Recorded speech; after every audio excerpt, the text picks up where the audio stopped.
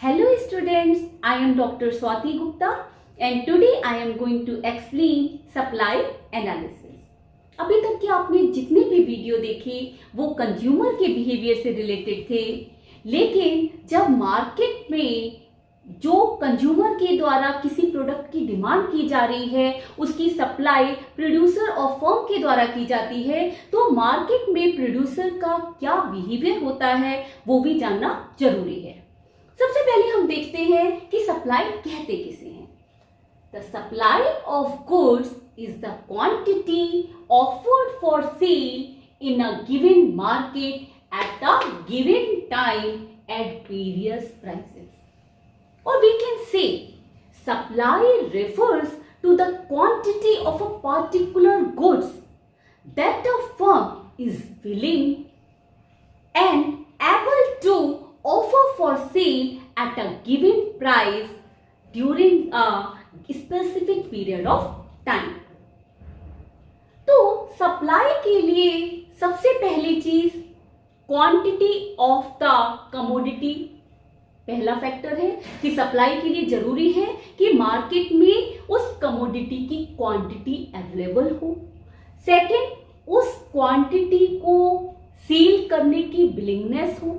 जब तक प्रोड्यूसर में वो सेल करने की विलिंगनेस ही नहीं है, वो बेचना ही नहीं चाह रहा है, तो उसको हम सप्लाई नहीं कहेंगे।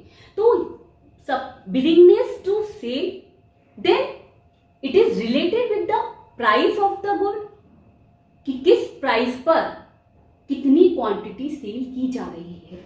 And last, period of time, it may be 1 week, 1 month, 1 year. तो जो स्पेसिफिक पीरियड का हम स्टडी कर रहे हैं, उस टाइम पीरियड को भी हमें ध्यान में रखना जरूरी है। जनरली सप्लाई और स्टॉक दोनों को सेम माना जाता है, लेकिन इकोनॉमिक्स में सप्लाई और स्टॉक दोनों अलग हैं। पहले अभी आपने सप्लाई की डेफिनेशन देख ली है कि सप्लाई क्या किसे कहते हैं। अब हम देखेंगे स्टॉक किसे कहते हैं। Stock is the total quantity of a commodity available with the firm at a particular point of time. Definition देखिए, stock is the total quantity of a commodity, जबकि सप्लाई में क्या था, supply of the goods is the quantity offered for sale. जो sale के लिए quantity offer की जा रही है वो सप्लाई में आएगी, और total quantity of a commodity वो स्टॉक में आता है। Available with the firm at a particular point of time, supply at a given time या एट अ स्पेसिफिक टाइम से रिलेटेड होती है, जबकि स्टॉक एक पर्टिकुलर पॉइंट ऑफ टाइम से रिलेटेड होता है। जैसे अभी अक्टूबर का मंथ चल रहा है और हमें यदि अक्टूबर मंथ की सप्लाई को स्टडी करना है कि अक्टूबर के महीने में कितनी किसी भी कमोडिटी की कितनी क्वांटिटी वास्तव में मार्केट में सेल के लिए ऑफर की गई है, तो हम पूरा अक्टूबर मंथ को काउंट करके चलेंगे। लेकिन स्टॉक के लिए आज जैसे 17 अक्टूबर है, तो आज की तारीख में या 17 अक्टूबर को कितनी क्वांटिटी सेलर ने बेची है, कितनी सेल के लिए ऑफर की है, उसको हम स्टॉक से रिलेटेड करेंगे। इट मींस सप्लाई एक पीरियड ऑफ टाइम से रिलेटेड होती है, जबकि स्टॉक एक पार्टिकुलर पॉइंट ऑफ टाइम से रिलेटेड होता है। इसी तरह सप्लाई एक डिजायर्ड क्वांटिटी है। डिजायर्ड क्वांटिटी का क्या मतलब है, डिफरेंट प्राइस पर कोई भी प्रोड्यूसर अपनी प्रोडक्ट की कितनी क्वांटिटी सेल करने के लिए विलिंगनेस रखता है, तो डिजायर्ड क्वांटिटी हो गई। इट में भी 10 रुपी प्राइस है, 10 रुपी में यदि seller want to sell his product then it's okay, लेकिन हो सकता है वो और प्राइस बढ़ने का वेट कर रहा हो और 10 रुपी पर बेचने के लिए रेडी ना हो। तो सप्लाई डिजायर्ड क्वांटिटी से रिलेटेड होती है, जबकि स्टॉक एक्चुअल या total quantity of a particular good से रिलेटेड होता है, total quantity of a commodity. और सप्लाई जो मार्केट में एक्चुअली सेल के लिए ऑफर की जा रही है। ये सप्लाई फंक्शन। सप्लाई फंक्शन किसे कहते हैं? Supply function is a set of determinants of supply.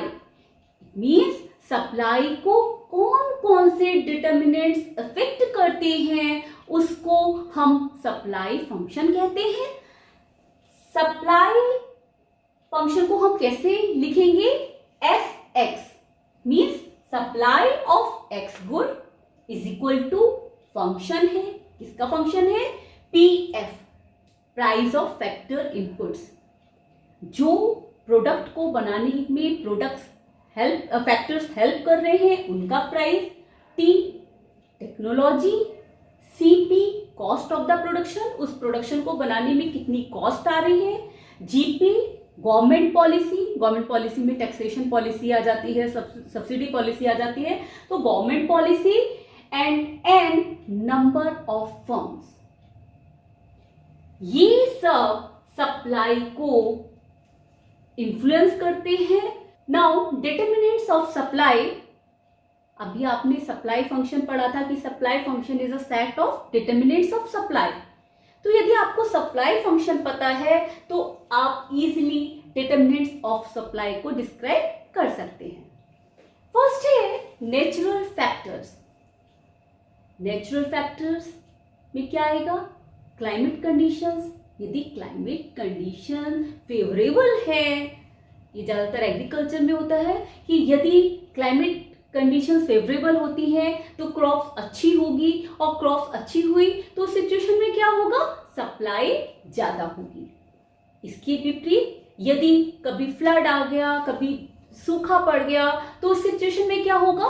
Crops spoil हो जाती हैं और सप्लाई कम हो जाती है। नेक्स्ट है कॉस्ट ऑफ प्रोडक्शन। यदि किसी भी प्रोडक्ट को बनाने में कॉस्ट ज्यादा आई है, तो कॉस्ट ज्यादा आएगी तो सिचुएशन में क्या होगा? सप्लाई उस लेवल तक कम हो जाएगी। यदि सपोज कोई भी प्रोडक्ट है, उसकी एक यूनिट को बनाने में 50 रुपये आता है और मार्केट में वो उसका प्राइस 60 रुपये, या फर्म उसका प्राइस 60 रुपये डिसाइड करती है। उस सिचुएशन में क्या होगा? वो सप्लाई ज्यादा कर पाएगा क्योंकि उसको 10 रुपये का फायदा हो रहा है। लेकिन यदि कॉस्ट ऑफ प्रोडक्शन पहले 50 आती थी, अब वो 50 से बढ़कर 58 हो गई, प्राइस अभी भी वही है, तो उस सिचुएशन में सप्लाई उस लेवल तक कम हो जाएगी। नेक्स्ट है टेक्नोलॉजी। यदि मॉडर्न टेक्नोलॉजी यूज की जा रही है तो उस सिचुएशन में सप्लाई ज्यादा होगी। लेकिन यदि किसी भी प्रोडक्ट को बनाने के लिए वही पुराने तरीकों का यूज किया जा रहा है तो सप्लाई उस लेवल तक कम हो जाएगी। नेक्स्ट है price of related goods. Related goods में दो चीजें आती हैं, एक सब्स्टिट्यूट गुड्स, एक कॉम्प्लीमेंट्री गुड्स। सब्स्टिट्यूट गुड्स जब एक प्रोडक्ट नहीं मिले तो उसकी जगह पर हम दूसरे प्रोडक्ट को यूज कर लें। तो यदि एक्स मेन गुड है और बाई सब्स्टिट्यूट है, यदि बाई के प्राइस डाउन हो जाते हैं, बाई के प्राइस कम हो जाते हैं, तो उस सिचुएशन में एक्स की सप्लाई कम हो जाएगी। क्यों? क्योंकि कंज्यूमर, आपने पहले भी पढ़ा है कि कंज्यूमर की टेंडेंसी होती है कि वो कम से कम इनकम में मैक्सिमम सेटिस्फैक्शन ले, और जिसका प्राइस कम होता है उस सिचुएशन में वो उस प्रोडक्ट की डिमांड बढ़ा देता है।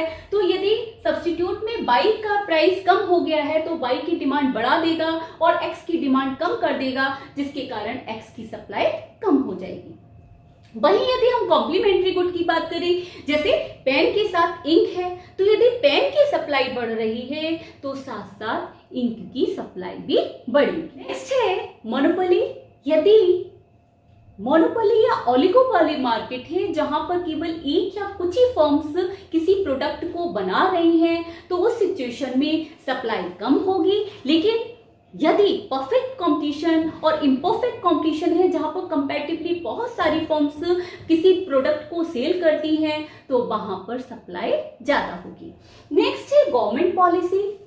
यदि गवर्नमेंट टैक्स में कुछ लिबर्टी दे रही है, कंपनी पर या फर्म पर कम टैक्स लगा रही है, इसी तरह सब्सिडी प्रोवाइड कर रही है, तो उस सिचुएशन में उस प्रोडक्ट की सप्लाई बढ़ जाएगी। लेकिन यदि गवर्नमेंट बहुत स्ट्रिक्ट पॉलिसी बना रही है, टैक्सेस बहुत हाई इम्पोज करती है या सब्सिडी नहीं देती है, तो उस सिचुएशन में प्रोड्यूसर उस प्रोडक्ट की सप्लाई कम कर देता है, क्योंकि उस प्रोड्यूसर्स को ज्यादा फायदा नहीं होता है। नेक्स्ट है ट्रांसपोर्ट एंड कम्युनिकेशन। यदि ट्रांसपोर्ट एंड कम्युनिकेशंस के साधन बहुत अच्छे हैं,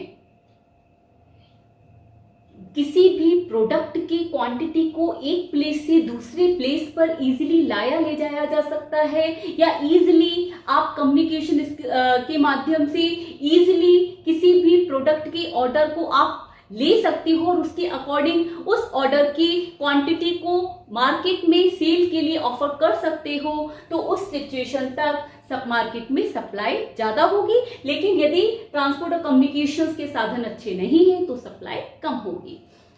नेक्स्ट है फ्यूचर राइज इन प्राइस। यदि ये प्रेडिक्शन फैल जाए कि मार्केट में फ्यूचर में किसी प्रोडक्ट की प्राइस बढ़ेगी, तो उस सिचुएशन में सप्लायर क्या करेगा? सप्लायर प्रेजेंट में ही उस प्रोडक्ट की सप्लाई कम कर देगा, ताकि फ्यूचर में जब उसकी प्राइस बढ़ी तो वह उन बढ़ी हुई प्राइस का फायदा उठा सके। तो प्रेजेंट में प्राइस ज्यादा नहीं है, लेकिन प्रेजेंट में प्राइस में कोई भी चेंजेस नहीं है, लेकिन फिर भी प्रोड्यूसर सप्लाई को कम कर देता है यदि फ्यूचर में प्राइस बढ़ने के चांसेस हो या ये प्रेडिक्शन फैल जाए कि फ्यूचर में किसी प्रोडक्ट की प्राइस बढ़ेंगे। होप सो आपको supply and stock, supply function and determinants of supply समझ में आ गया होगा। In the next video, I will explain the law of supply. Till then, bye. Take care.